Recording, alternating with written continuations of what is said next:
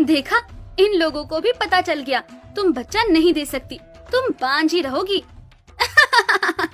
सही कह रही हो तुम दीदी, इतने जतन करने के बाद भी बच्चा नहीं हो रहा तो अब क्या होगा।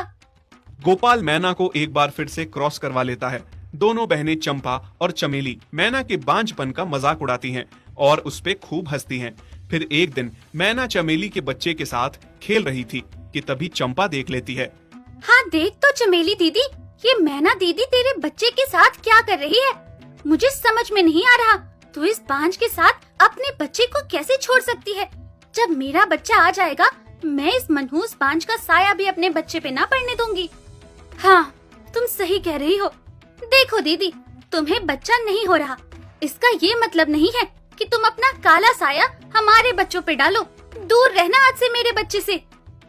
तुम दोनों कैसी बातें कर रही हो, बांझ हूँ इसका मतलब ये तो नहीं मेरा बुरा साया तुम्हारे बच्चों पे पड़ेगा। मैं भी तो उन्हें प्यार करती हूँ माँ की तरह। आहा, बड़ी आई माँ बनने वाली। इन बच्चों की माँ अभी जिंदा है, तुम्हारी कोई जरूरत नहीं है। तभी मैना अपनी बहनों की बातें सुन के बहुत दुखी होती है और भगवान से बातें करती हुई कहती है, हे भगवान, क्या मैं इतनी बुरी हूँ जो तूने मुझे औलाद के सुख से दूर रखा। इतनी अभागी हूँ कि अब मेरा साया भी बुरा हो गया। जिस बच्चे पे भी मेरा साया पड़ेगा क्या उसके लिए अच्छा नहीं होगा। तूने मुझे ये जिंदगी क्यों दी भगवान, इससे तो अच्छा है तू मुझे मार ही दे। ऐसी व्यर्थ जिंदगी जीने से अच्छा मुझे मार दे भगवान, मार दे।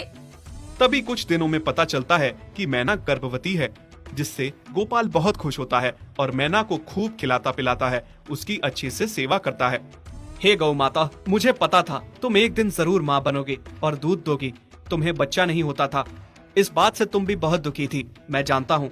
बस अब तुम अपना और बच्चे का अच्छे से ध्यान रखो। ये सुन के चंपा और चमेली मैना से बहुत जलती हैं। क्या दीदी, मैंने सुना है तुम गर्भ से हो। हाँ चमेली, बस तुम सबकी दुआ है। आहा, इतना इतराओ मत, अभी अभी तो गर्भवती हुई हो और वो भी इतनी देर के बाद।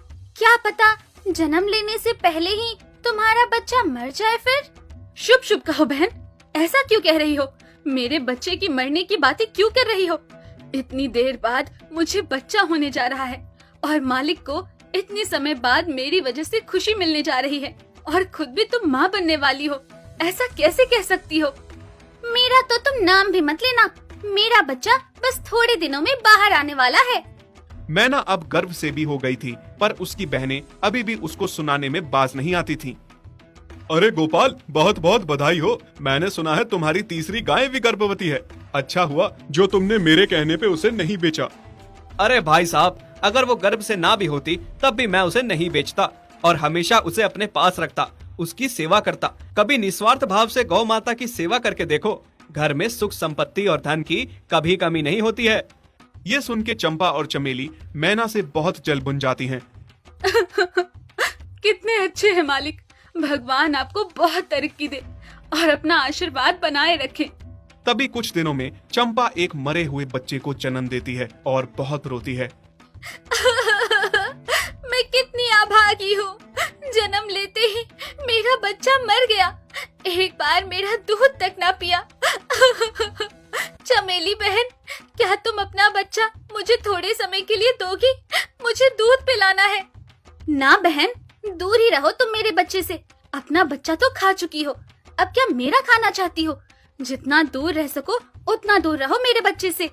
चमेली की ऐसी बातें सुन के चंपा बहुत रोती है। फिर कुछ ही दिनों में मैना एक प्यारे से बछड़े को जन्म देती है और चंपा से कहती है, चंपा, तुम्हारा बहुत मन कर रहा होगा ना बच्चे को दूध पिलाने का, और तुम्हें कोई माँ कह के पुकारे तुम तरसती होगी ना।